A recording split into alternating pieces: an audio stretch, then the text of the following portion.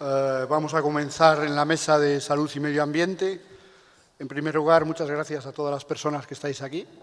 En segundo lugar, agradecer a Semergen, a la organización del Congreso, el habernos permitido organizar esta mesa. No es habitual que en congresos médicos haya mesas sobre salud y medio ambiente, pero hay que decir que lo hacemos porque, bueno, como yo creo que sabéis o se sabe, en líneas generales, es que las condiciones del medio ambiente son uno de los factores que determinan la salud de las personas, ¿no? Además, estáis en una ciudad, que es Granada, que depende del año, es la tercera, la cuarta o la quinta ciudad de España con la mayor concentración de contaminantes atmosféricos en el aire, a pesar de ser una ciudad pequeñita y muy manejable, ¿no? Para esta mesa, lo que hemos juntado son un conjunto de ponentes, ¿no?, que van a tocarnos diversos temas, ¿no?, digamos en un rango muy amplio de temas de medio ambiente que afectan a la salud, ¿vale? Lo que haremos será, ellos harán las exposiciones, los ponentes, y al acabar el público podrá hacer preguntas o, en fin, ¿no?, o abrir la discusión una vez que los ponentes hayan expuesto sus temas, ¿no? Bueno, para empezar, soy Antonio Daponte, soy profesor de la Escuela Andaluza de Salud Pública y soy el director del Observatorio de Salud y Medio Ambiente de Andalucía y soy el que voy a moderar la mesa, ¿vale? De primera ponenta tenemos a Paola Jiménez Melgar, que es técnico ambiental y es técnico del Observatorio de Salud y Medio Ambiente de Andalucía y va a contar un poquito, en 5 minutos, cómo es las actividades del observatorio.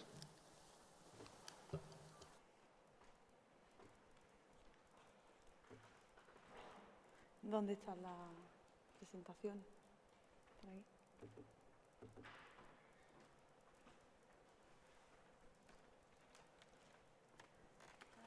Ahora. Aquí, vale. Ya. Buenos días. Unirme al agradecimiento a Semergen por organizar esta mesa de salud y medio ambiente. Yo soy ambientóloga y, bueno, estar en un contexto de médico me parece pues muy positivo porque al final este mensaje tiene que calar a la sociedad en general y creo que es muy importante. Bueno, mi presentación, que espero que sean de 5 minutos, aunque creo que va a ser un poquito más, me corta. Voy a presentar un poco el concepto de salud ambiental, lo que es el Observatorio de Salud y Medio Ambiente de Andalucía, hacer un apunte de qué es lo que está pasando en nuestro entorno y un poco qué se puede hacer desde el sector sanitario, que es el que nos reúne aquí. Bueno, un concepto de salud ambiental hemos cogido el de la Organización Mundial de la Salud. Es aquel concepto que incluye la calidad de vida. Lejos del concepto de salud, que es ausencia de enfermedad, está determinado por los factores ambientales, físicos, químicos, biológicos, sociales y psicosociales. Por lo tanto, en la salud ambiental influye en la gestión que se hagan y las políticas que se hagan en nuestras ciudades y en nuestro entorno. El OSMA surge a raíz del Plan Andaluz de Salud Ambiental de 2008 y pretende ser un centro de referencia a nivel autonómico que recopile y difunda información sobre medio ambiente y salud y que promueva la investigación y la salud ambiental. Los objetivos principales pues, son generar evidencia científica de que realmente lo que está pasando en nuestro entorno está afectando a la salud de todos y de todas, promover la información y el conocimiento en salud ambiental y promover una formación también específica en esta materia, producir información útil para la población para que seamos conscientes de que nuestro día a día influye en nuestra salud y en la salud de nuestro entorno. Realizar un seguimiento de las inquietudes y las expectativas de la población. Bueno, supongo que ustedes saben mejor que yo las inquietudes que presentan la salud y la preocupación que generan las personas. Entonces, pues bueno, prever ciertas problemáticas vinculadas al medio ambiente en la salud es una cosa que hay que gestionar y promovemos que se haga. Y promover la investigación sobre medio ambiente y salud en general en nuestra comunidad autónoma, en Andalucía. Estos objetivos los intentamos hacer a través de distintas actividades. Voy a presentar cada una de ellas, las paso porque ahora va una a una. Tenemos una página web, www.osman.es, Invito a que la visiten y toda la información que generamos, las noticias, las guías y todo está colgado ahí para que sea accesible para todo el mundo.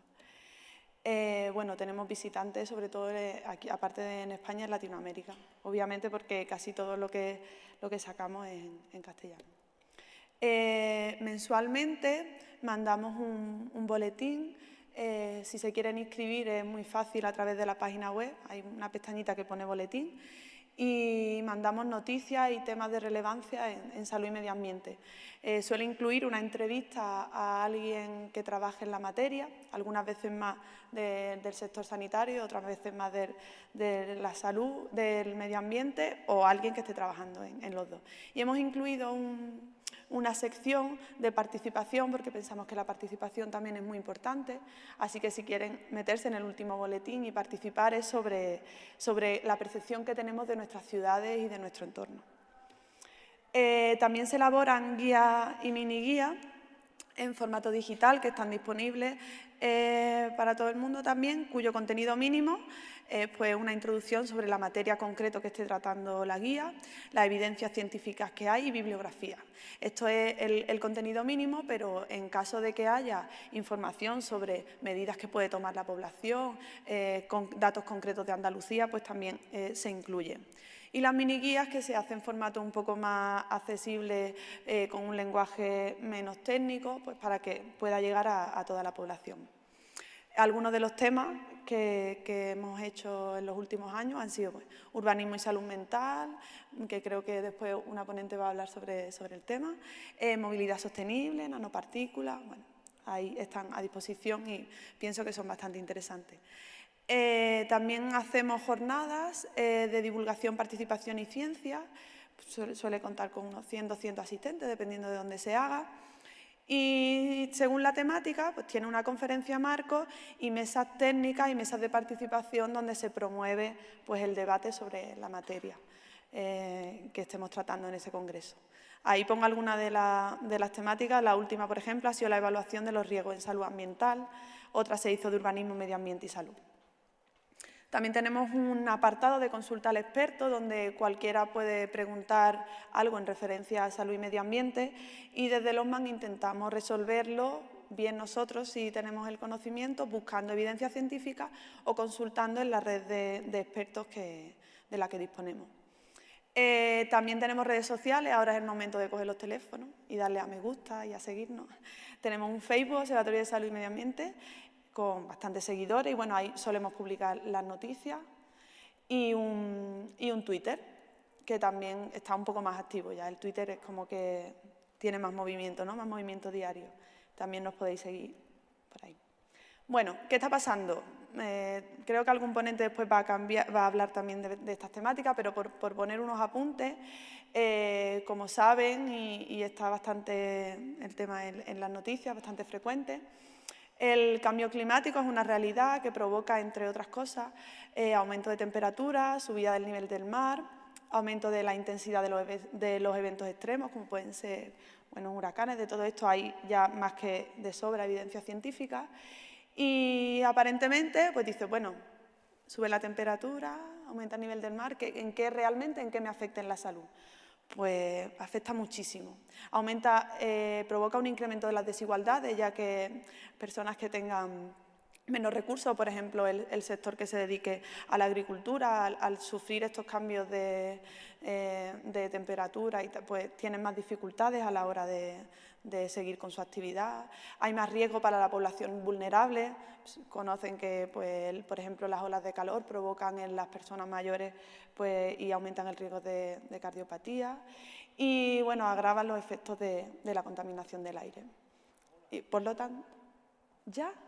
Bueno, lo otro que quería hablar es también los estilos de vida también provocan esto y por poner el apunte que yo creo que es más interesante en este foro, ¿qué se puede hacer desde el sector sanitario? Pensamos que se puede llevar una mayor vigilancia de la salud, recopilando daños de la salud asociados al entorno ambiental, promocionar la educación para la salud, concienciar a los pacientes que vienen a las consultas de que su contexto y su forma de vida influye en la salud ambiental investigación y generación de evidencia científica y bueno, desarrollo de políticas, planes y programas que incluyan la mejora del medio ambiente urbano.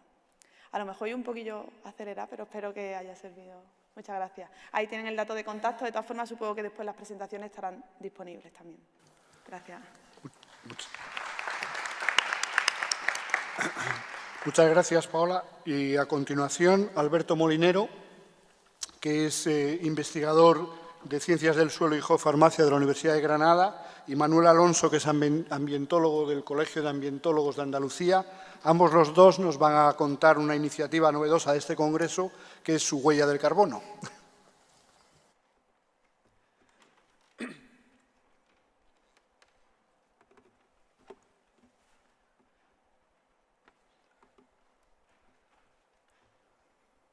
Vale.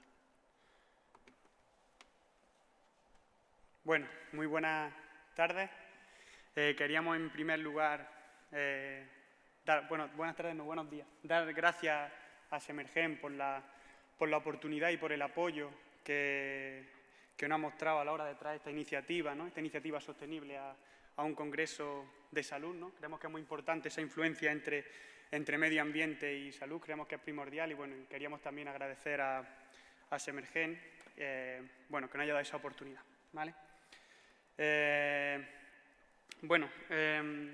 Manuel y yo somos los responsables del cálculo de la huella de carbono, ¿no? Y bueno, venimos un poco a justificar el porqué de ese cálculo de la huella de carbono y justificar nuestra presencia aquí, ¿vale? Cuando hablamos de huella de carbono, de medio ambiente, decimos, bueno, ¿y esto del medio ambiente y la salud está relacionado o no está relacionado? Pues bueno, está claro, como aquí ponemos en esta primera diapositiva, Hipócrates, ¿no? Uno de los padres de la medicina, ya hablaba en estos aspectos, ¿no? Es decir, toda la gente que se quería dedicar a aspectos sanitarios, por así decirlo, ya mostraba la influencia y la importancia que podía tener el medio ambiente en todo esto, ¿no? Y sin ir más lejos, hoy mismo, en la actualidad, la OMS define la salud ambiental, ¿no? Como todos esos factores del medio ambiente que podrían influir, ¿no? en la salud. Por lo tanto, parece que esa interrogación que al principio hemos puesto entre medio ambiente y salud debe quitarse, ¿no? Y está más que claro que hay una influencia directa y que hay que tenerlo en cuenta. Cuando nosotros hablamos de medio ambiente, nos centramos en el clima, en la idea de cambio climático, ¿no? Y como factor más importante de este cambio climático, como ha hablado antes Paola, nos centramos en el CO2, ¿no? El CO2 por el efecto invernadero que tiene, es decir, la radiación de la Tierra no puede liberarse hacia la atmósfera, hay un incremento de temperatura. Este incremento de temperatura lo que consigue es un calentamiento global, un incremento de temperatura en la superficie de la Tierra y esto desencadena un cambio climático, ¿no? Un cambio climático no es más que una variación en los factores meteorológicos, por así decirlo, o en el clima de la Tierra, ¿vale? Como veis en esta animación de aquí, un GIF que hizo la NASA, bueno, representa por año, por mes y por año, pues el aumento de temperatura que va sucediendo, ¿no? Otro gráfico de la NASA se ve muy importante reflejar justo esta última coleta, ¿no? Que hay en esta imagen inferior izquierda, cómo los niveles de CO2, mide concentración de CO2, ahora mismo son muy por encima de lo que ha ocurrido, o por así decirlo, que la máxima concentración que es presente en la Tierra, ¿no? Eso es también importante destacarlo. Bueno, y hablamos de CO2, hay más CO2, hay cambio climático, ¿y esto qué consecuencias tiene? Evidentemente, esa concentración de CO2 no tiene o debería de ser muy elevada para que tuviese una influencia directa en la salud, ¿no? En el ser humano, pero lo importante son las consecuencias indirectas, ¿no? Consecuencias indirectas, como ha dicho antes Paola, de que el clima se vuelve extremo, ¿no? Como por ejemplo inundaciones. No solo eso, sino que la FAO habla que las condiciones que pueden surgir por el cambio climático pueden incluso desarrollar condiciones favorables para plagas, incluso para alimentos, ¿no? Todos esos alimentos de los que nosotros nos nutrimos. Hay también estudios que hablan del aumento en morbilidad y mortalidad, ya sea por particulados, por olas de calor, etcétera. Incluso esto es importante, lo hablábamos antes, todo el evento de intrusión de polvo, por ejemplo, sahariano, ¿no? Todo el particulado atmosférico. En la Universidad de Granada hemos visto también, hemos intentado datar o reflejar la importancia también que tiene como transporte de material biológico, ¿vale? Es decir, material biológico de otros lugares del mundo que también sería muy importante. Todo esto consecuencia, como decimos, de desertificación de suelos por cambio climático, ¿no?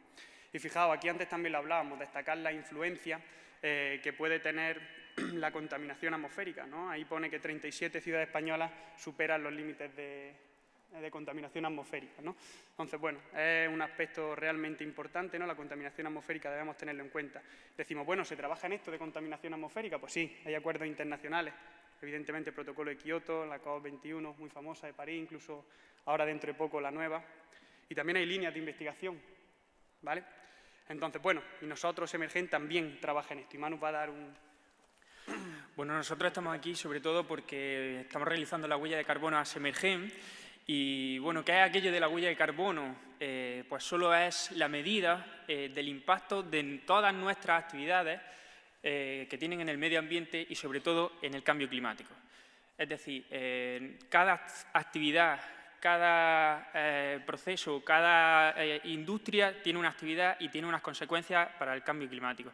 Estamos viendo que con el cambio climático a partir de 100 años se ha aumentado casi hasta 400 ppm de CO2 y vemos que esto está siendo bastante grave. Entonces, aquí esta herramienta, que no deja de ser una herramienta, es muy efectiva, es muy rápida, es muy específica para medir todas aquellas emisiones difusas que ahora mismo no se están midiendo. Ahora mismo las industrias tienen medido totalmente al milímetro todas sus emisiones, pero claro, llega el sector difuso y al sector difuso no se le puede tomar medidas de reducción. Pues bueno, ya tenemos una herramienta que incluso el Ministerio ha redactado un Real Decreto en el que se crea un registro de huella de carbono.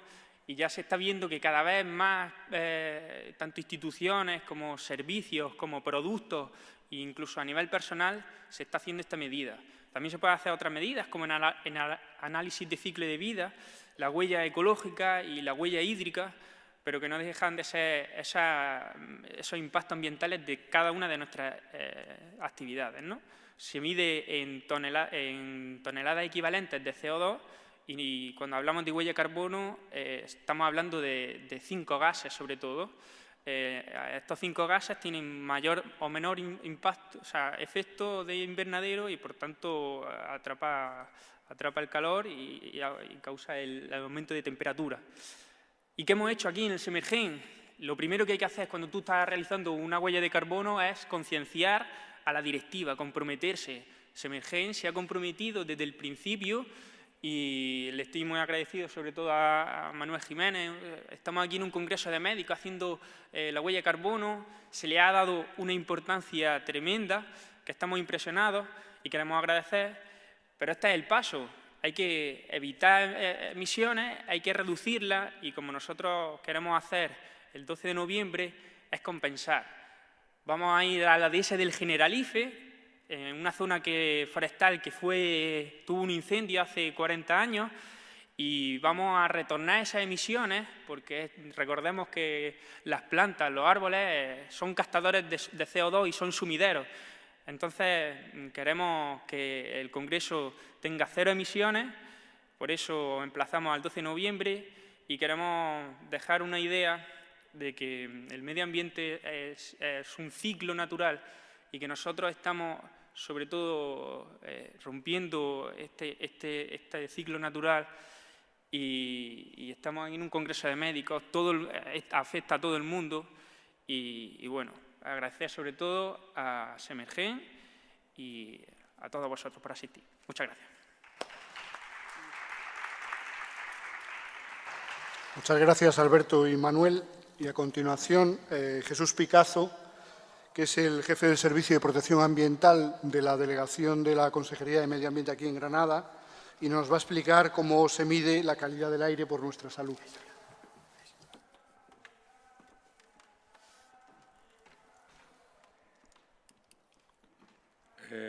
Esto ya está, sí, ¿no? Buenos días. Lo primero es sumarme al agradecimiento a la organización por incluir una mesa sobre salud y medio ambiente. A mí me es muy grato volver a un foro médico a hablar de medio ambiente. Me recuerda a mis inicios en la administración de la Junta de Andalucía. Yo inicié mi labor de funcionario en un departamento que se llamaba Sanidad Ambiental, que todavía existe. Y bueno, he de reconocer que ahí, yo siendo biólogo en aquel entonces, ahora ya biólogo y ambientólogo, he de reconocer que aprendí mucho por metodología de trabajo. Es algo que tenemos muy manido siempre, de que hay que juntar profesiones de distinto origen, con distintas perspectivas, porque siempre es enriquecedor. A los biólogos eso no nos resulta nuevo. Siempre la biodiversidad, la diversidad, la variedad es enriquecedora. Bueno, yo agradecer a Antonio que me trasladara esta petición de hablar algo sobre calidad del aire y, bueno, pues cuando se me pidió, yo creo que para 5 minutos, lo importante luego son las preguntas, pues se me ocurrió este título sobre la marcha, midiendo la calidad del aire por nuestra salud, que voy a hablar poco de cómo se mide la calidad del aire, solamente voy a dar un par de ideas, un par de datos, pero lo que sí me gustaría dejar claro desde el principio cuál es el objeto que yo quiero aquí hoy conseguir con esta presentación. Son dos muy sencillos. Intentar convencer a la audiencia y a todo quien vea esto luego de la robustez de los datos de la Administración cuando dice que tenemos una mala calidad del aire. Y lo segundo, y muy importante, la necesidad de que a la población se le ofrezca una información veraz sobre cuál es la calidad del aire que está respirando. Y estas dos cuestiones para mí son fundamentales. Luego iré entrando en detalle. Bien. No tenemos nada nuevo en el horizonte. La información que nos aportan los organismos internacionales yo creo que es por todos bien conocida. Y es pues bastante rotunda, ¿no? La contaminación atmosférica es la primera causa medioambiental de mortalidad prematura en la Unión Europea. Esto está repetido, yo creo que ya es cansino, lo podemos encontrar en todos los documentos de la Comisión Europea, de la Organización Mundial de la Salud, etcétera. Los datos, la verdad que son demoledores, solamente para el parámetro de partículas, sin incluir los contaminantes, pues las muertes prematuras a nivel global se estiman en unos 3 millones de personas al año. En la Unión Europea, de los 28, la zona con mayor desarrollo del mundo, esa cifra solamente para partículas, insisto, está en casi 400.000 personas y en España 23.180. En el caso de la Unión Europea, si consideramos los contaminantes, nos vamos a casi el 500.000 de muertes prematuras año. En fin, cuando uno está en esto y ve estos datos, a mí me sorprende muchísimo que, a pesar de que esos datos son públicos, conocidísimos, a pesar de que tenemos una red de información sobre la calidad del aire que ofrece información a diario. Yo acabo de poner un tuit sobre información de la calidad del aire ayer confirmada y el pronóstico para hoy en una estación de muestreo que tenemos aquí a 50 metros. Esa información es accesible a todo el mundo. Pues a pesar de eso y a pesar que resulta que la información de las encuestas que se hacen, de los trabajos que se hacen sobre percepción del riesgo ambiental que tiene la población en Europa, detecta que el primer riesgo que las personas consideran para su salud es la contaminación atmosférica, pues a pesar de eso, pues a mí me duele mucho cuando veo informaciones sobre calidad del aire que sirven para cualquier cosa menos para dar información. Ahí he puesto dos ejemplos de cómo un mismo problema, la contaminación del aire, según la línea editorial de un medio, pues se puede utilizar para decir que una administración, en este caso París, frena la contaminación, o que otra administración, en este caso el Ayuntamiento de Madrid, lo que hace es frenar la libertad de cada uno de nosotros porque nos va a prohibir aparcar mañana. Esos mensajes para mí siempre he entendido que son nefastos. Y son nefastos porque impiden involucrar a los que se tienen que involucrar en primer lugar en esto, que son nosotros, que somos los que respiramos, porque a partir de que estemos sensibilizados lo que sí vamos a hacer es dos cosas importantísimas. Exigir a nuestros políticos, a nuestros representantes en las administraciones que adopten las medidas que tengan que adoptar, a que no suponga una especie de temor de con consecuencias electorales tener que adoptar medidas que a nadie nos gusta, que nos modifican nuestro quehacer diario. Y lo otro es sensibilizar a la población que tiene que coger y ser partícipe de esas medidas, porque cuando hablamos de contaminación en ámbitos rurales, ahora mismo en Europa, prácticamente los focos de contaminación ligados a antiguas industrias, eso ya no existe, y el principal factor de contaminación es la movilidad, y en eso tenemos que participar nosotros, como somos el problema y somos parte de la solución. Entonces, por eso insisto en que si no tenemos una población concienciada, pues va a ser difícil. Bueno, repasando un poquito que cuando hablamos de vigilancia de calidad del aire, pues algunos pueden pensar que solamente nos referimos a que tenemos una red de estaciones de muestreo y otra serie de elementos con los cuales medimos continuamente de distintas formas los gases y otros contaminantes que tenemos en la atmósfera. Y bueno, sí, eso es una parte fundamental, pero esa información hay que digerirla, hay que elaborarla, ya está. Y a partir de esa información hacemos una evaluación que está soportada en métodos estandarizados que vienen por ley, y a partir de esa evaluación pues adoptan medidas de gestión y medidas de información. Muy rápidamente, porque ya me han dicho que un minuto, la red de vigilancia consta básicamente de estos elementos: las estaciones fijas, que son las que todo el mundo más conoce, hacemos mediciones de calidad del aire, de emisión que llamamos, la red de emisión a la atmósfera, que son los focos de industrias, determinadas industrias que tienen que tener controles en continuo. Después tenemos las unidades móviles y después dos elementos que son menos conocidos pero importantísimos, que son los sistemas de captación difusiva de los contaminantes atmosféricos y los captadores gravimétricos de partículas.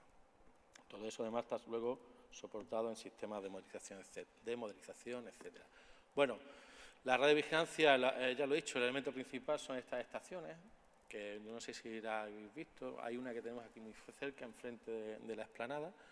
En total en Andalucía tenemos 91 de estas estaciones fijas, más 12 meteorológicas, y para que os hagáis una idea, en total tenemos unos 663 sensores que son capaces de determinar hasta 16 parámetros diferentes dependiendo de cada estación.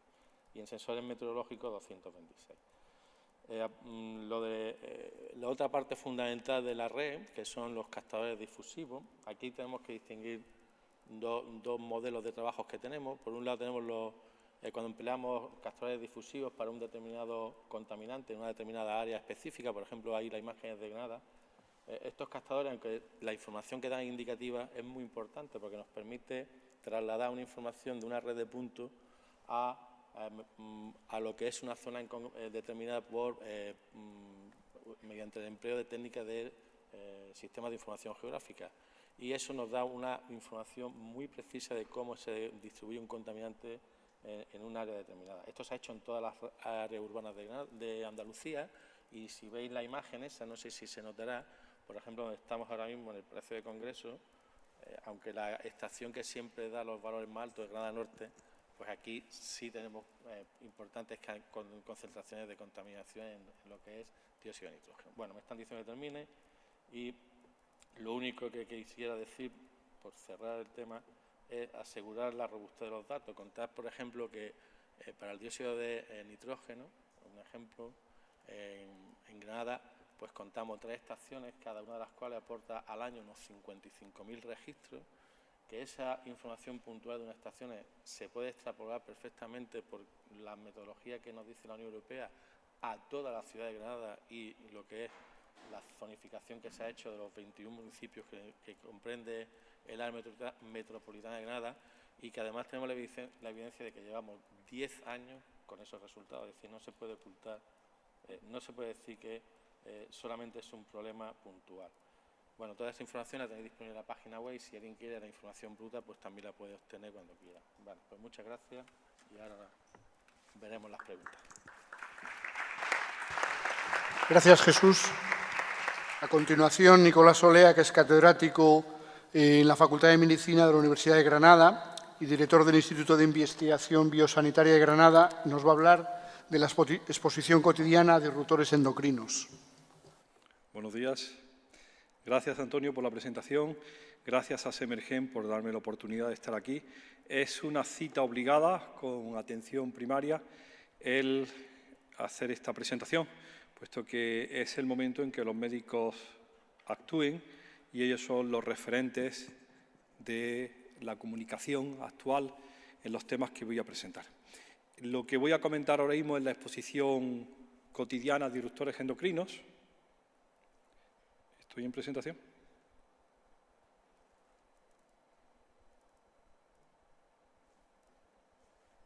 Ahí está. Bien, y lo que quería comentarle en forma rápida es el concepto de disrupción endocrina para aquellos clínicos que aún no lo saben, y algunos ejemplos de exposición provenientes de plásticos, textiles y cosméticos, para acabar, si me da tiempo, con el principio de precaución. Llevo unos años utilizando la imagen del rodaballo para hacer un poco la historia de cómo empieza todo esto. Y como saben ustedes, el rodaballo, o algunos sabrán, el rodaballo no es un pez plano, sino que es un pez normal en la forma juvenil que en un momento decide acostarse en el fondo marino. Para hacer esa transformación pasa por un proceso importantísimo de metamorfosis que hemos conocido que es igual que el del renacuajo en rana y que esa metamorfosis desde hace 100 años se considera que está liderada por la hormona tiroidea. Es decir, si a mí me hubieran preguntado hace 5 años que quién hacía la metamorfosis del renacuajo en rana, habría pensado en los estrógenos, en las hormonas esteroideas, en las hormonas suprarrenales, pero ya se sabe, y los zoólogos lo han estudiado, que es un chute de T3 y T4 y de los receptores específicos lo que hace que se produzca esa transformación. Lo interesante del proceso es que en los años 80, coincidía que yo estaba trabajando en cáncer de próstata entonces en Estados Unidos, hubo un revuelo enorme por la presencia medioambiental de ranas deformes, el caso de las ranas malformadas que dio la vuelta al mundo. Y cuando se buscó una explicación plausible para esa observación ambiental, aparecieron algunos ejemplos de compuestos químicos directamente vinculados a ese efecto. El caso es más llamativo, el del tetrabromo bisfenol A. El tetrabromo bisfenol A es el retardador de la llama más popular en el mundo occidental. Está en el tejido adiposo de todas las granadinas. Y como yo digo siempre, no puedo decir como los políticos, los granadinos y las granadinas, porque solamente lo hemos medido en las granadinas. Y es el mejor mimetizador que uno podría haber diseñado de las hormonas tiroideas. Es decir, una vez que la exposición ha ocurrido y que el efecto ambiental está demostrado, lo único que queda es investigar cuál es el mecanismo de acción, perder el tiempo durante otros 4 años tratando de discernir si es a nivel hipotalámico, hipofisario o como se piensa a nivel de la transformación de las deyodasas que transforman D4 en T3 o empezar a actuar en prevención.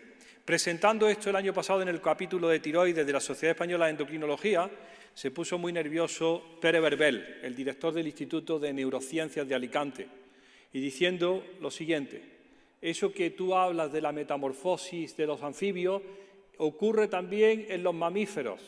Y llevo toda mi vida estudiando el cerebelo y el cerebro de rata y de ratón, y lo que ocurre en la especie humana 2 meses antes del nacimiento y 18 meses después del nacimiento lo llamamos la metamorfosis cerebral, por los cambios tan importantes que ocurren en la transformación estructural del cerebro y que está claramente liderada por la hormona tiroidea.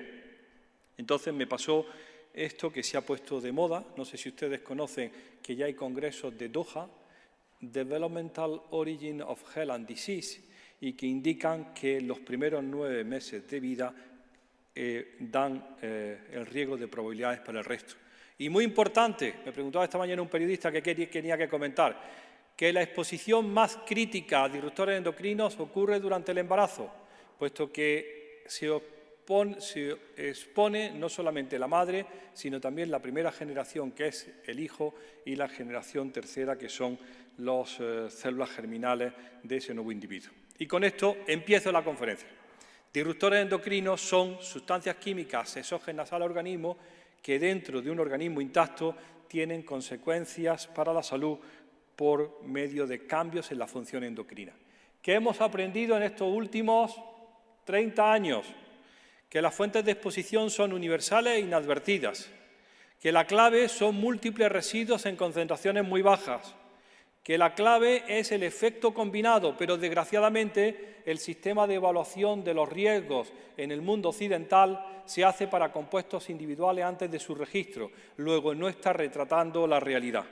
Que las curvas dosis-respuesta, como ustedes muy bien saben, en medicina y en endocrinología, no son lineales, sino que son muchas veces curvas paradójicas en donde los efectos a altas dosis no tienen nada que ver con los efectos fisiológicos.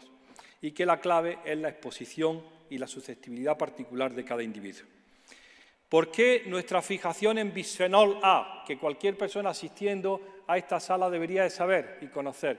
Pues fundamentalmente porque bisfenol A es el primo hermano del dietiletilvestrol, una de las grandes vergüenzas de la clase médica, que se administró en España durante cerca de 20 años, que es causa de cáncer de vagina en las células claras, de vagina de células claras, y que se vendió con el nombre de Protectona. Es el dietiletilvestrol, el típico caso de Departamento de Medicina Preventiva y Epidemiología para explicar cómo las exposiciones tempranas tienen consecuencias a muy largo plazo. Pues bien, el primo hermano del bisfenol A, del dietiletilvestrol, porque está descrito por el mismo individuo y al mismo tiempo es el bisfenol A, que se produce en Cartagena, Murcia, a la friolera de 500 millones de kilos año, y se emplea en el recubrimiento interior de las latas de conserva. ¿Cuántos de los médicos asistentes a la sala saben que los biberones de policarbonato están prohibidos desde el 30 de junio del 2011? Probablemente ninguno. Bueno, 2, 3, gracias. Pues están prohibidos simplemente por la aplicación del principio de precaución, porque no es de recibo que los niños siguieran exponiéndose a bisfenol A en concentraciones bajas cada vez que su papá o su mamá le calentaba la leche en el biberón. ¿Cuántos saben que las botellas esas grandes de policarbonato de las máquinas de agua son la fuente más reiterada de bisfenol A alimentario? ¿O cuántos saben que los recibos térmicos, esos que te dan en el Zara y cuando llegas a tu casa se han perdido los números, son puro bisfenol A y que están prohibidos en Francia? Y cuando lo digo esto en el Ministerio me dicen, sí, en España también se van a prohibir en el 2020. Y origina que las diputadas de la Asamblea Francesa le exijan al Gobierno que se retiren los rollos de papel térmico por la exposición laboral de jóvenes en edad de embarazarse que lo manejan durante horas como dependientes o como cajeras en los supermercados. ¿Cuántos saben que el bisfenol A es componente de los selladores dentales que ustedes están recomendando a los niños como prevención de la caries? Y para demostración de que esto es una realidad, nuestro estudio de infancia y medio ambiente, que ha contado con 3.600 mujeres embarazadas de estos puntos de España y que nos hace la posibilidad de medir los residuos, les puedo decir que el 100% de los niños españoles orinan todos los días 4,2 nanogramos mililitros de bisfenol A de media. Es decir, la exposición ya ha ocurrido y ahora todos pensamos a ver si alguien nos protege de que esto tenga consecuencias, porque los médicos por el momento no se han enterado. Cuando le enseño estos datos a Antonia Calafat, que es actualmente la directora del laboratorio de análisis del CDC de Atlanta y que es española y se puede hablar con ella directamente, me dice a mí más que los 3,7 nanogramos mililitros de media de bisfenol A en la orina de los niños españoles o los americanos, lo que me preocupan son los niños que orinan 948 nanogramos mililitros. Y digo, Antonia, ¿quiénes son esos? Estos. La mayor fuente de exposición a bisfenol A es el medio hospitalario y el Carlos III nos dio el año pasado un proyecto para medir la exposición a disruptores endocrinos provenientes de los plásticos en la unidad de cuidados intensivos pediátricos para niños menores de 1.600 gramos. Bien. Mientras que eso sale, hemos descrito más fuentes de disruptores endocrinos. Los perfluorados, que son los recubrimientos de los utensilios de cocina, entre ellos las sartenes antiadherentes. Y esos perfluorados ya se conocen por la Sociedad de Endocrinología Española como obesógenos, sustancias químicas que una vez presentes en sangre contribuyen a la epidemia de obesidad. Y hemos descrito la presencia de talatos, que ustedes sabrán fue la causa por la que se retiraron hace unos años tetinas, mordedores y chupetes que venían de Oriente y que estaban ablandados con talatos.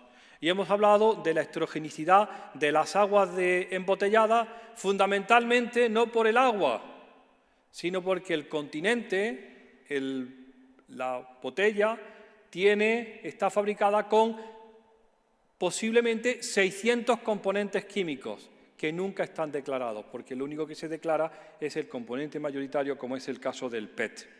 Algunos de ellos disruptores endocrinos. Y nos llevamos la gran sorpresa hace un año cuando nos enteramos, discutiendo con los de la industria, el lobby industrial del PET, que mi traje que es de Dustin, es un 75% poliéster.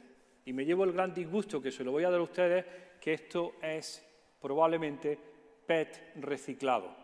El PET, un tercio del PET reciclado que se recicla en Europa, va a Oriente. y vuelve a Europa como fibra para la hilatura, que se llama fabrics. Y el PET reciclado es con lo que los pobres nos estamos vistiendo. Y cuando me dan la mala noticia me dicen, bueno, pero es que el PET reciclado tiene ya los aditivos. Digo, ¿qué aditivos llevan mis pantalones?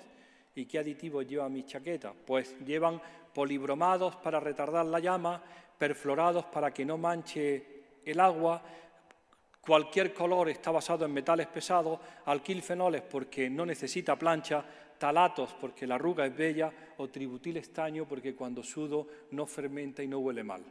Eso es textiles. Y cojo al grupo que tiene 18 personas y le digo, nadie se mueve de la habitación mientras que no encontremos el Risk Assessment que ha hecho la Unión Europea sobre textiles. Y les doy una mala noticia, no existe. La única preocupación de los textiles en Europa es cuánto suelta la fábrica descentralizada en Indonesia. Pero textiles es un mundo desconocido. Bueno, pues para acabar le cuento la historia de los cosméticos. Los cosméticos son los mismos componentes que los plásticos y fundamentalmente le voy a hablar de talatos que nos han situado vergonzantemente en la peor posición de toda Europa en la presencia de talatos en la orina infantil, tanto en el estudio IMA como en el estudio COFES-Democofes hecho hace unos años, hace un año, por Argelia Castaño en el Centro Nacional de Sanidad Ambiental. Los niños de España, que son esos de la columnita, son los que más talatos mían de toda Europa. Y hablamos de parabenes, que ahora uno va al supermercado y se encuentra que existen geles de baño sin parabenes. Todo el mundo está preocupado por los parabenes porque están en estas proporciones en la orina de los niños españoles e incluso ya están marcados en determinados productos, libre de parabenes. Y uno no sabe por qué tiene que comprar ese cuando la Administración sigue permitiéndolo. O hablamos de benzofenonas, que son los filtros ultravioleta. Imagínense, los 3 filtros ultravioleta más comunes y más recomendados por la clase médica y los dermatólogos, benzofenonas, canfeno y oxicinamato, son antiandrogénicos en los modelos animales. Y nadie le ha puesto todavía el cascabel al gato. Simplemente hemos producido datos de exposición, datos de mecanismos, pero todavía la gente está, o la Administración está en esa situación de parálisis que no les permite reaccionar. Bien. Posibles efectos en la salud humana, por si ustedes están interesados. Malformaciones urogenitales, criptorquidia y pospadia, mala calidad seminal, que se está convirtiendo en una tragedia, cáncer de mama, precocidad en el desarrollo sexual, endometriosis, cáncer de próstata, disfunción tiroidea, desarrollo neuroconductual, aquí hay en este congreso unas ponencias dedicadas a disrupción endocrina y desarrollo neuroconductual, obesidad y diabetes. Y mientras tanto, ¿qué hacemos? Pues dice Ángel Nadal, un biólogo molecular catedrático de fisiología: en términos de práctica médica y siguiendo el principio de precaución, los médicos generales, los endocrinólogos, los pediatras y los obstetras deberían de empezar a dar recomendaciones a sus pacientes sobre la exposición a disruptores endocrinos. Lamentablemente, de los 4.700 asistentes a este congreso, solo 47 se van a llevar la información. El principio de precaución que reclama Ángel Nadal es cuando una actividad se plantea como una amenaza para la salud humana o el medio ambiente, deben tomarse medidas precautorias a pesar de que algunas relaciones de causalidad no se hayan establecido de manera científica en su totalidad. No admitimos, ni ustedes ni nosotros, que el sistema de evaluación del riesgo siga basado en la demostración del daño. Hace 15 días el Parlamento Europeo tumbó la propuesta de la Comisión Europea de dulcificar el tema de disrupción endocrina y exigía el probado efecto en salud humana de la exposición a disruptores endocrinos. Y el Parlamento dijo, no, hijo, no. Si es probado efecto, alguien se ha fastidiado. Con que conozcas bien el mecanismo de acción y la exposición es suficiente para que nosotros reaccionemos de forma preventiva. Gracias por su atención.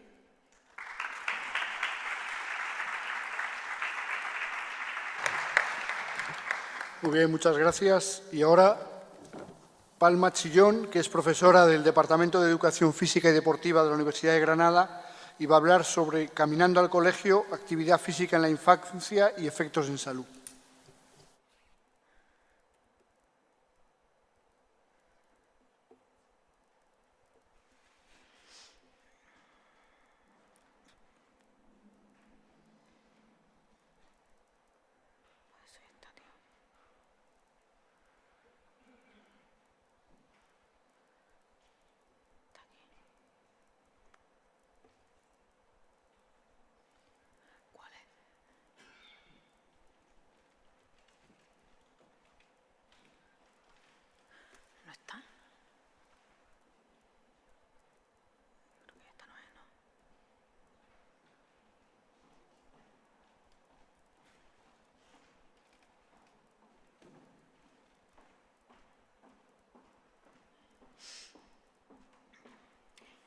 ¿La pongo de mi pelo?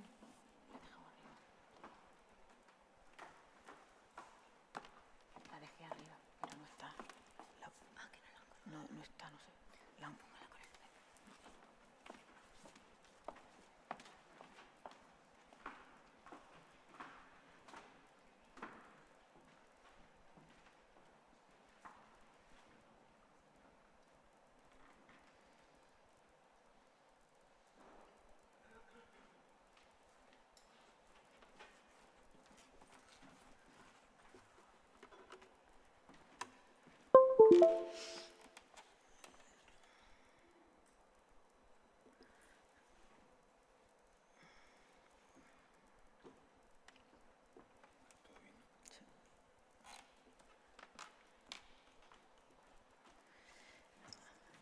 Buenas tardes. Bueno, en primer lugar, gracias al moderador de la mesa, Antonio, por invitarnos a esta mesa, a los compañeros y a Semergen por hacer un hueco al tema de la actividad física y el deporte en este Congreso de Atención Primaria. Es un orgullo que podamos estar aquí representando un poco al ejercicio. Soy profesora de Educación Física, en este caso estoy ahora de profesora en la Facultad de Ciencias del Deporte y ahí estamos investigando en el tema de actividad física y salud como medio de prevención. Y estamos en una línea que trata lo que es la movilidad activa, caminar al colegio. ¿Qué definimos como movilidad activa? Todo aquel transporte que realizamos de forma activa, ya sea andando en bicicleta, a sitios usuales como son normalmente el colegio, el trabajo y a sitios que utilizadamente hacemos de forma rutinaria. En inglés se utiliza el término commuting to school y en español no tenemos una terminología que nos diga ese desplazamiento que realizamos a sitios de obligados y rutinarios, de tal forma que es el desplazamiento activo al colegio el concepto que vamos a utilizar para definir de desplazarse al colegio de ida y vuelta de una forma activa. Cuando hablamos de forma de desplazamiento que utilizamos en nuestra rutina, podemos destacar desplazamientos activos, que son aquellos que utilizamos nuestro cuerpo, o desplazamientos pasivos, que nos ayuden las fuerzas externas. Fundamentalmente los activos que conocemos y que la bibliografía utiliza para hacer dichas investigaciones son andar y bicicleta, aunque actualmente se está viendo mucho el patinete, el monopatín y quizás sean motivos de estudio en sucesivos años. Y desplazamiento pasivo, aquellos que utilizamos los motorizados. Ahora hay uno nuevo, ¿no? El patinete eléctrico, que no sabemos si es activo o pasivo. O sea que a lo mejor ahí surge una línea de saber en dónde entraría este patinete eléctrico que se ve cada vez más por las calles. La pregunta que queremos aquí es si beneficia o no la movilidad activa al colegio a la salud. Sabemos que es una oportunidad para ir de forma activa al colegio. ¿Por qué? Lo realizamos todos los días. Los niños al cole van todos los días, ida y vuelta, con lo cual podría ser una oportunidad de actividad física. Y sabemos que la actividad física tiene beneficios en la salud, a nivel físico, mental y social. En niños está muy evidenciada la relación entre la actividad física y la salud a nivel físico, mejoras cardiovasculares y composición corporal, entre otras. Sin embargo, mental y social no está tan estudiada. Pero la pregunta es, ¿el que utilicemos de forma rutinaria un desplazamiento activo, dícese andando en el colegio, nos llevaría a mejorar ya nuestra salud? Y esto es lo que vamos a intentar responder aquí, citando varios estudios. El primer estudio, nos vamos a ir a un estudio europeo en el que se analizan a 3.000 adolescentes de diferentes. Los puntos rojos son los que proviene la muestra. Este estudio, que si por queréis más información, está publicado en Pediatric Exercise Science, ahí lo que se midió fue la actividad física que realizan los niños a lo largo de todo el día, dividido en varias esferas.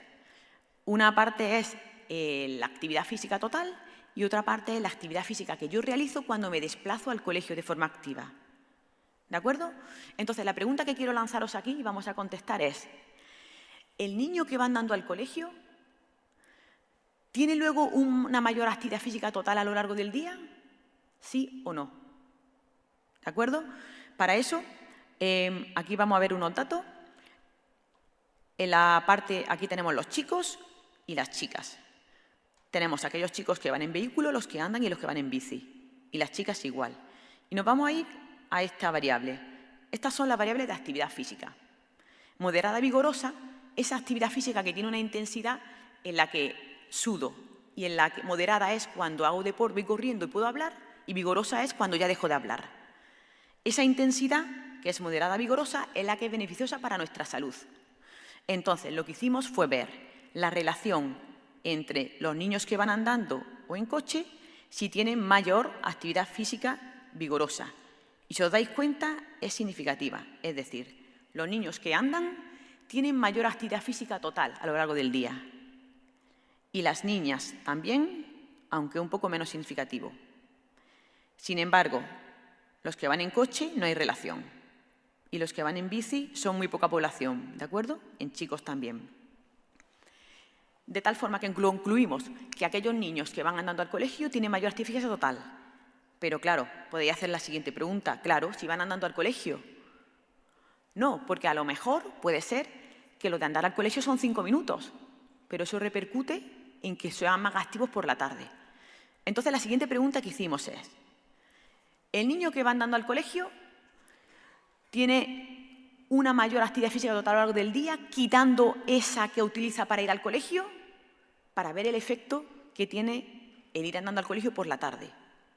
Y en este análisis encontramos diferencias significativas. Es decir, los niños y niñas que van andando en bicicleta al colegio acumulan más actividad física total, incluso quitando esa que han utilizado yendo al colegio por la mañana. Con lo cual tenemos aquí una teoría muy importante, y es que quizás el niño que por la mañana va andando al colegio es autónomo y es más proclive a ser activo por la tarde. Estamos hablando con un concepto quizás de autonomía que es muy positivo en el desarrollo integral de salud. Vale, queríamos seguir preguntando cosas, sobre todo el efecto de la bici. Y en España, como sabéis, no pudimos hacer ese estudio, pues no hay niños que vayan en bici suficiente para tener estos datos. Entonces, con un estudio europeo, European Journal Health Study, ubicado en Estonia y Suecia, con 2.200 niños, aquí medimos actividad física con acelerometría, que es un aparato que se pone en la cadera durante 24 horas y te mide lo activo que eres. Y aquí nos preguntamos lo siguiente. ¿El efecto de andar y ir en bicicleta es el mismo sobre la salud? Aquí medimos el consumo de oxígeno, que es el parámetro de la forma física. Es un factor de riesgo cardiovascular, igual que está la presión arterial, el colesterol. Tenemos el consumo de oxígeno, capacidad cardiorrespiratoria. Es un predictor de salud. De hecho, está asociado a mortalidad prematura. Y es el mejor factor que podemos medir con la actividad física como parámetro de salud directo. Y en este aspecto queríamos saber, ¿el andar y la bici produce efectos sobre la salud cardiovascular? Y aquí va el resultado. Niños que vayan de forma pasiva, andando y en bicicleta, con el consumo de oxígeno. Es decir, andar no es suficientemente estímulo para mejorar la forma física. Bicicleta sí. Aquellos niños que van en el cole en bicicleta tienen más probabilidad de tener una mejor capacidad cardiorrespiratoria y, por tanto, salud cardiovascular para el futuro. ¿De acuerdo? Otra pregunta que nos hicimos fue un estudio a nivel longitudinal. A nivel longitudinal queríamos saber cómo afecta si yo realizo un desplazamiento activo-pasivo a los 6 años. Es decir, queríamos responder a las siguientes preguntas. ¿El modo de desplazamiento que yo tengo ahora se asocia a que tenga mejor capacidad cardiovascular en el futuro? Y otra pregunta que queríamos es ser, si ahora me uno al ritmo de ir andando o en bicicleta, ¿es beneficioso o ya no consigo efectos positivos? En este caso fue un estudio longitudinal con las mismas personas cuando tenían 9 y 15 años. Y lo que observamos, lo explico en este gráfico. Aquí tenemos los cambios cardiorrespiratorios, los cambios de consumo de oxígeno. Los que van de forma pasiva cuando tenían 9 años, los que andan cuando tenían 9 años y los que van en bici cuando tenían 9 años. Aquellos que con 9 años van en bici tienen una mejora de forma física desde los 15 a los 9 mucho mayor. Es decir, el ir en bici predice que vas a tener una mejor forma física y una mejor salud en el futuro, en un establecimiento de 6 años. Con lo cual es muy predictor. Y la última pregunta que queríamos. ¿Cómo se asocia esos que van andando con 9 años y luego a los 15 años continúan? Es decir, no cambio mi modo de desplazamiento, siempre soy activo con 9 y con 15 años, este grupo. Y estos que con 9 años son pasivos, pero deciden montarse en bici o andar y cambian su desplazamiento de los 9 a los 15. Vale, pues observa una mejora significativa. Es decir, nunca es tarde para usar la bicicleta porque los beneficios se van a ir acumulando. De tal forma que un mensaje un poco para la población. Bueno, entonces tenemos contestada un poco esta pregunta. ¿Sabemos ya si el desplazamiento activo al colegio puede mejorar la salud de los jóvenes? Sabemos entonces que aumenta la actividad física total. Es decir, niño que va al colegio andando en bicicleta es más activo el resto del día y más propenso a utilizar práctica extraescolar. Tendrá una mejor forma física y un mejor consumo de oxígeno si van en bicicleta. Y otros factores que no vamos a entrar aquí, pero en otros estudios hemos asociado el desplazamiento activo con rendimiento cognitivo, con mayor autonomía, que es un aspecto muy importante. Antes todo el mundo iba al colegio andando, ahora es difícil por el contexto y eso hay que un poco fomentarlo a nivel de salud integral. Y salud ambiental, no hay estudios concretos de desplazamiento activo al colegio, pero sí hay estudios que garantizan que la mayor contaminación ambiental en horas puntas en el mismo sitio está de 8:30 a 9 y de 2 a 2:30, que coincide con el acúmulo de tráfico en coche, que hay hasta terceras filas de coches. Con lo cual, es un efecto negativo que se lleva tanto el niño que anda como el que va en coche al final. Bueno, y quería haceros unas propuestas de cómo estamos nosotros desde la Facultad de Educación Física influyendo en esto. Tenemos un proyecto con Diputación en el que estamos intentando promocionar el uso de la bicicleta en 4 institutos de Granada. Es un proyecto europeo y ahí estamos un poco haciendo una labor social y con objetivo de llegar con nuestra labor de la actividad física a mejorar la salud de la población. Este proyecto consistirá en que le vamos a enseñar a los alumnos a conducir bici en ciudad. Algo importante para hacerlo autónomo. Hay que hacerlo autónomo, seguro y con ende vender la actividad física un poco y el placer de tener autonomía en su movimiento. Y otro proyecto, quería presentaros, es Paco. Paco es Pedalea y Anda al Cole. Y es un proyecto que nos acaban de financiar, de I+D+I. Vamos a estar 4 años trabajando con centros escolares para fomentar el andar y ir en bici al colegio. Y entre muchas iniciativas que vamos a realizar, una APP para chicos que se llama APP School Mystics. Este es el equipo de Paco. Como tema que es interdisciplinar, hay del tema de la arquitectura, del tema de medio ambiente, actividad física, porque es un tema que incluye a muchos profesionales. Y una de las propuestas que estamos elaborando, terminando de hacer una APP para los niños. ¿Y en qué consiste? En que tienen que pasar un instituto antiguo, en este caso la pista de baloncesto, avanzando en ese laberinto. ¿Y cómo avanzan en ese laberinto? Canjeando los pasos reales que hagan en la vida por avances en dicho laberinto. Trabajarán en grupo y el objetivo es que los pasos reales lo acumulen en hacer un trabajo y ver si aumentan el número de pasos y, por tanto, la posibilidad de ser activos. Bueno, todo esto se trabaja, por supuesto, con más gente. Los grupos fundamentales en estos trabajos de temas interdisciplinares y de profesionales. Pertenezco al grupo de investigación en el que nuestro lema es la salud y nuestro instrumento de trabajo es la actividad física. Los compañeros así que trabajamos en Granada, Miguel Martín, Manuel Herrador, Jonathan Ruiz y Fran Ortega, trabajamos en el IMUCH y en la facultad y ahora tenemos un montón de jóvenes unidos haciendo tesis y demás en este tema para intentar que la actividad física también esté en la sociedad. Y comentaros la última, bueno, hay un movimiento grande que habla del ejercicio es medicina, se originó en Estados Unidos, en el Colegio Americano de Medicina del Deporte y es fundamental que tratemos un poco la medicina también del punto de vista del ejercicio, que a lo mejor nos puede dar satisfacciones y efectos saludables y, por tanto, también prescribir a lo mejor ejercicio. Se ve que el ejercicio puede ser la medicina de la solución del siglo XXI y en ello un poco podríamos contribuir todos de alguna forma.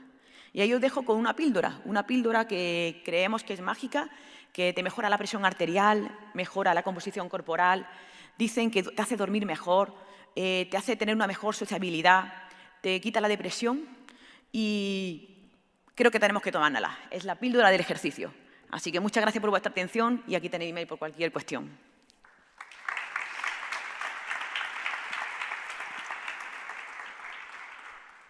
Muy bien, muchas gracias, Palma. Y finalmente, Mari Carmen Hidalgo, que es profesora de Psicología de la Universidad de Málaga, nos va a hablar de diseño urbano y salud mental.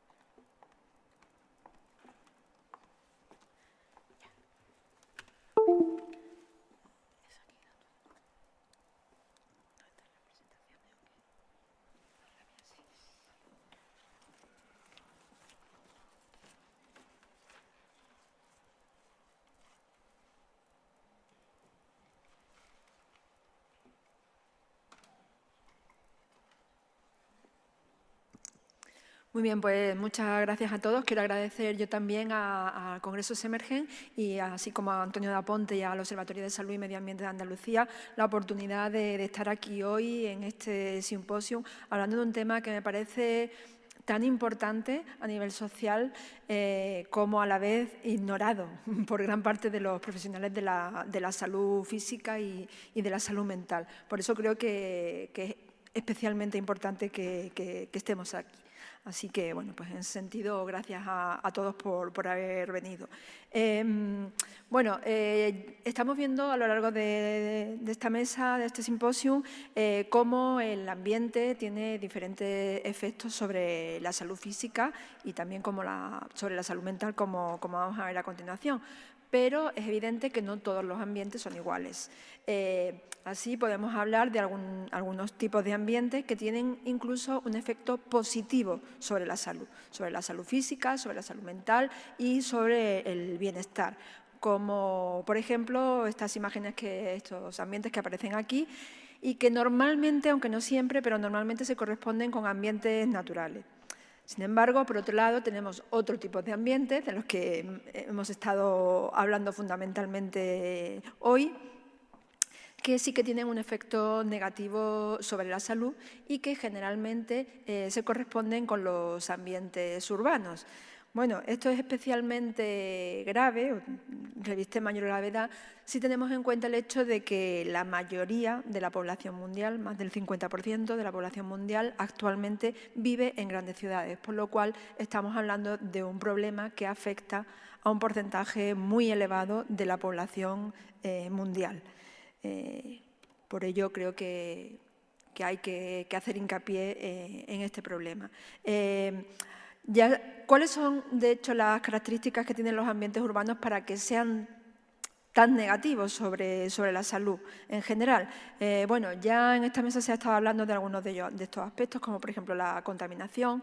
A mí me gustaría resaltar algunos otros, como el problema del ruido, el hacinamiento o la falta de espacios verdes. Empezando por el ruido, podemos hablar, ahí ya es uno de los aspectos más investigados dentro del campo de la psicología ambiental y, pues hay una abundante evidencia y abundante volumen de investigación que pone de manifiesto que los efectos negativos de la exposición al ruido sobre la salud física, por ejemplo, puede producir efectos que van desde pérdida auditiva parcial a total, numerosos efectos fisiológicos en alteraciones del ritmo cardíaco y respiratorio, hipertensión, etcétera, pero también en los que yo me voy a centrar más, porque son los que más conozco, los efectos psicológicos, efectos sobre el nivel de atención, de memoria, la ansiedad, el rendimiento y también el comportamiento. Así, por ejemplo, en un estudio que llevamos a cabo recientemente en la Universidad de Málaga, pudimos comprobar cómo un grupo de personas que realizaban una tarea, diversas tareas de atención y de memoria, sometidos a una fuente de ruido externo urbano. Lo que hicimos fue comparar tres grupos. Un grupo estaba expuesto a ruido urbano, que era fundamentalmente ruido de tráfico. Un grupo estaba expuesto a sonido de naturaleza, grabado directamente de la naturaleza y que era mayoritariamente sonido de pájaros. Y un tercer grupo que hacía las mismas tareas en silencio, sin ningún tipo de ruido. Pues como podéis comprobar en las gráficas, el grupo urbano, el grupo que oía el ruido de tráfico, tuvieron puntuaciones más bajas en atención y en memoria. Y, como veis aquí en esta otra, sin embargo, tuvieron puntuaciones más altas en ansiedad. Las diferencias son estadísticamente significativas, se comprobaron que eran estadísticamente significativas, por lo que se puede afirmar que efectivamente el ruido urbano, que en su mayoría es ruido de tráfico, pues tiene un efecto negativo en el nivel de atención y de memoria, así como el nivel de ansiedad. Hay otros estudios dentro de la psicología social que han demostrado que no solo en variables cognitivas, como las que hemos comentado, sino también sobre el comportamiento tienen un efecto importante la exposición al ruido, por ejemplo, y principalmente en el comportamiento agresivo y en el comportamiento de ayuda. De manera que pues eso, estar expuesto a niveles elevados de ruido produce un aumento del comportamiento agresivo y un descenso de la conducta prosocial, la conducta de ayuda. Así, poco a poco, vamos, digamos, perfilando el perfil también, ¿no?, valga la redundancia, del urbanita, ¿no?, del urbanita que se caracteriza. Creo que empezamos a entender, ¿no?, quizá algunos de los comportamientos muy habituales dentro de las grandes ciudades. Aparte del ruido, ya he comentado que hay otros aspectos característicos de las zonas urbanas, como por ejemplo el hacinamiento, que también tienen un efecto similar al que ya hemos comentado y que, como anticipaba uno de los compañeros de mesa, estos efectos se producen de manera conjunta, sumativa, es decir, porque en la ciudad estamos expuestos a múltiples estresores ambientales, entonces pues esos efectos se van sumando. Y bueno, pues también hay, no, por problemas de tiempo no me puedo detener mucho, pero también hay numerosos estudios que demuestran cómo el hacinamiento, es decir, la falta de espacio disponible, que es algo muy frecuente también en los entornos urbanos, pues tiene un efecto de aumento de las conductas de agresividad y de la evitación y el aislamiento. Es decir, curiosamente, el estar o el tener la posibilidad de tener más contactos por haber un mayor número de personas presentes en un determinado espacio hace que nos aislemos más, que tengamos incluso menos relaciones sociales. No solo estos aspectos, otros como el estilo de vida urbana que se está desarrollando en los últimos años y con los que todos estamos más o menos familiarizados, pues hace que estemos también encaminados a un aislamiento del mundo natural y un aislamiento del mundo social.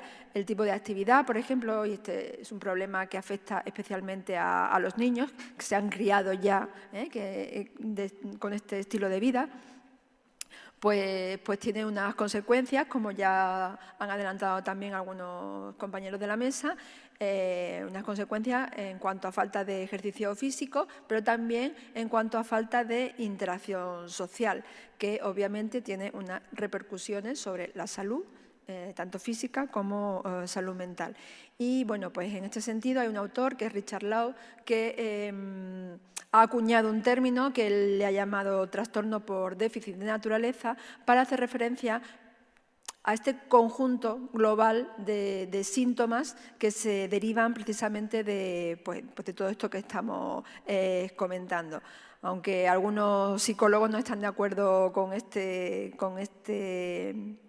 término, pero más allá del término en concreto, podemos decir que efectivamente se trata de un síndrome, por no elevarlo a la categoría de trastorno, que aglutina una serie de características como algo que está ocurriendo y que seguramente muchos de ustedes conocen, un aumento importante del déficit de atención e hiperactividad en la infancia en los últimos años y que este autor relaciona precisamente con la falta de contacto con los espacios, con la naturaleza o con espacios naturales, no por el contacto en sí, sino por algunos de los aspectos que se han ya ido comentando, como es la falta de ejercicio físico, la exposición a efectos contaminantes como la contaminación del aire o los disruptores endocrinos que nos han estado comentando anteriormente, etcétera, que va asociado también a otras características como aumento de la obesidad. Curiosamente, también se ha encontrado una disminución de la creatividad y de la iniciativa. El libro de Richard Lau es muy interesante, lo recomiendo como lectura. No es un libro científico, por lo tanto es fácil de leer. Y bueno, hay también Para quien quiera profundizar en este tema, que no puedo por falta de tiempo, os recomiendo un programa del Escarabajo Verde, un programa medioambiental que emiten en televisión y que seguramente conocéis, que habla sobre este problema de los niños de asfalto, y que es muy interesante. Bueno, pues nos encontramos ante esta situación que parece en principio muy negativa, pero bueno, afortunadamente hay también digamos, estudios que demuestran que estos efectos tan negativos de los ambientes urbanos se pueden paliar.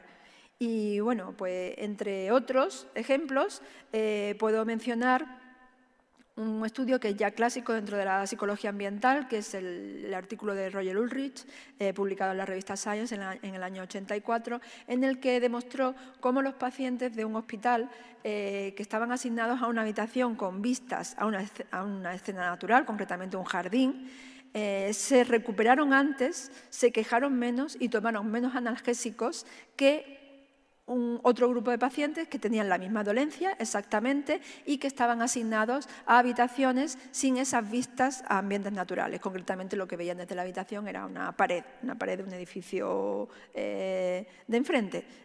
Entonces, bueno, este autor pudo comprobar cómo las simples vistas a un espacio, a un jardín con zonas verdes, ya tenía un efecto beneficioso sobre la salud física. En este caso, eran todos pacientes que habían sido intervenidos quirúrgicamente. Posteriormente, estos resultados fueron, ya digo, que se han convertido ya en un clásico dentro de las referencias en este campo. Y bueno, pues posteriormente este autor ha podido comprobar incluso que no solo un jardín natural, sino la simple presencia de fotografías con agua y árboles tuvieron también un efecto beneficioso sobre el nivel de ansiedad y los dolores de pacientes también hospitalarios, frente a otros que tenían fotografías de imágenes abstractas, de cuadros abstractos en este caso. Por lo que vemos que hay formas de paliar esos efectos negativos. Otros autores, como son Kaplan y Kaplan, han hablado de los efectos beneficiosos que tiene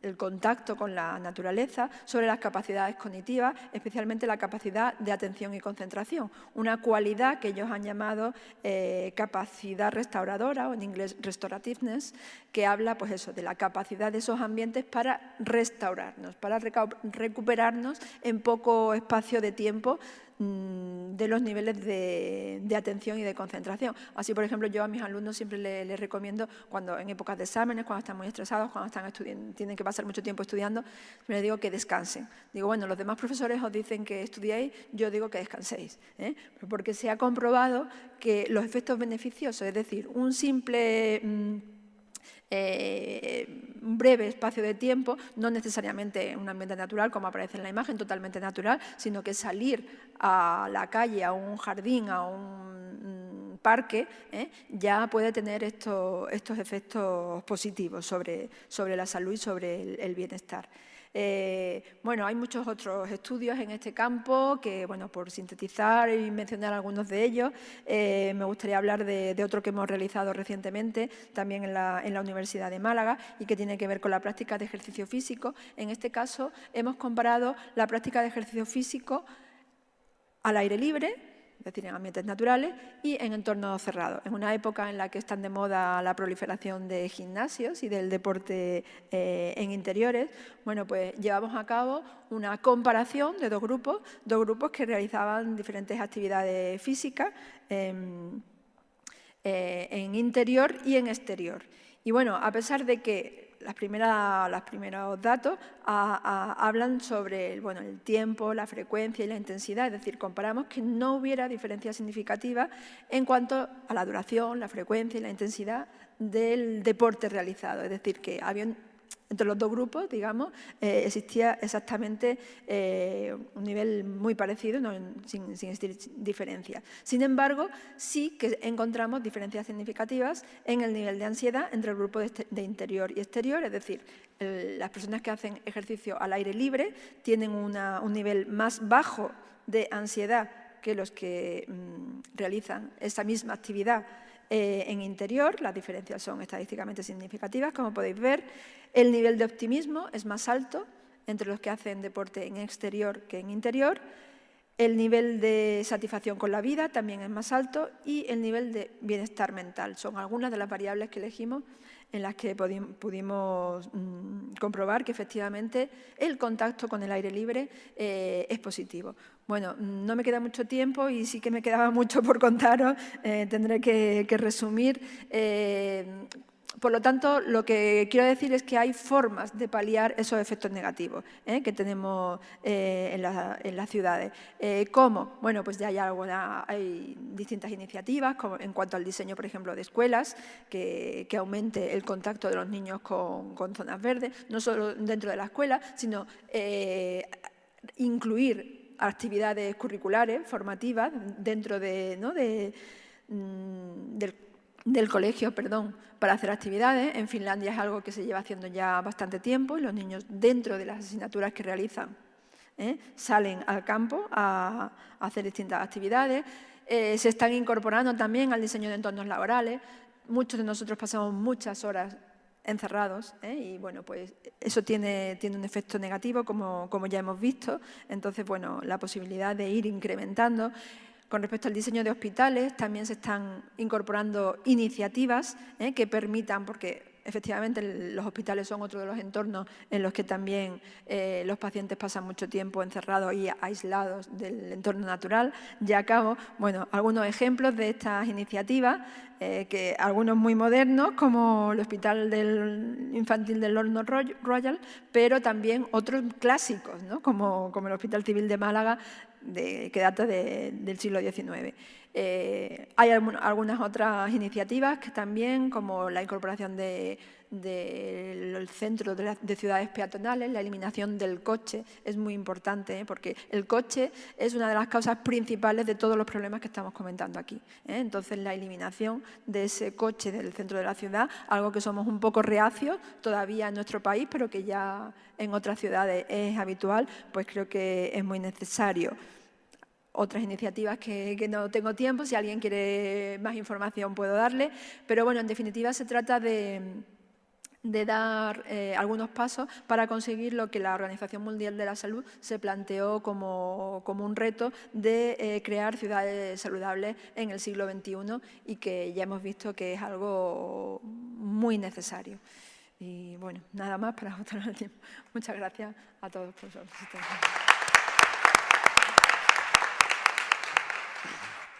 Bueno, gracias, Carmen. Tenemos 5 minutos para preguntas u otras consideraciones.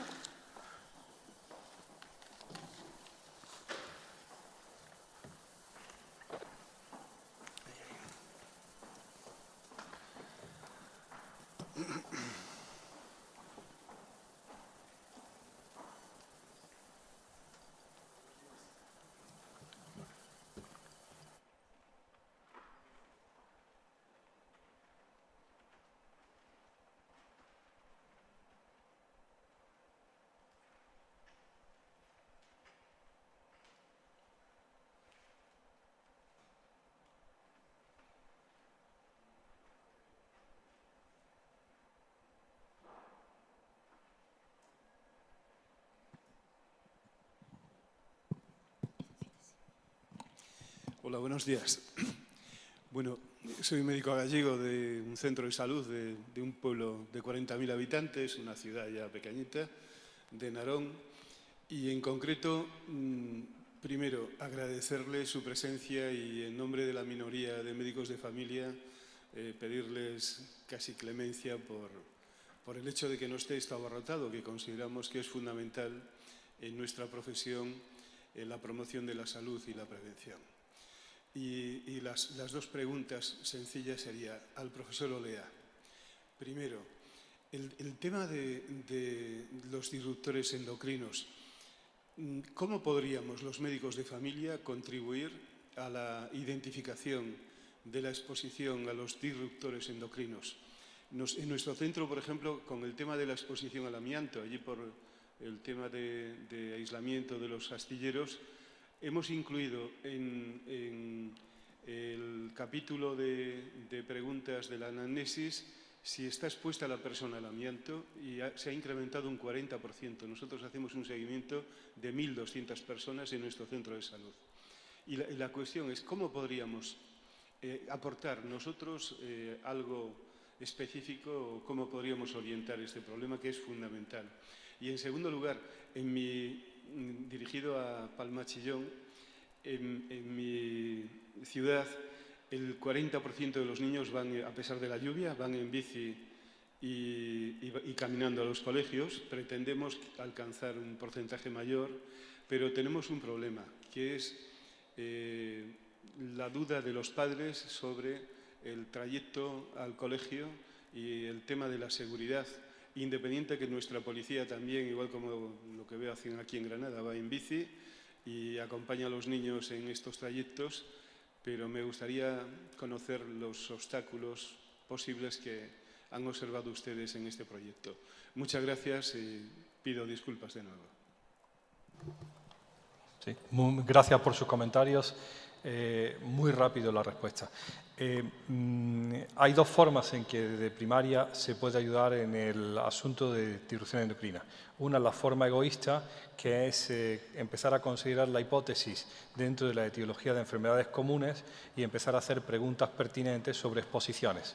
Hay un pediatra en Murcia, Juan Antonio Ortega, que ha hecho la hojita verde y que le pide a todos los pediatras que hagan esas 10 preguntas, que simplemente informa al médico sobre las condiciones ambientales, dónde vive y cuáles son los hábitos de la persona. Y con eso está progresando enormemente en su conocimiento. Digo egoísta porque nos serviría a nosotros para fortalecer la hipótesis.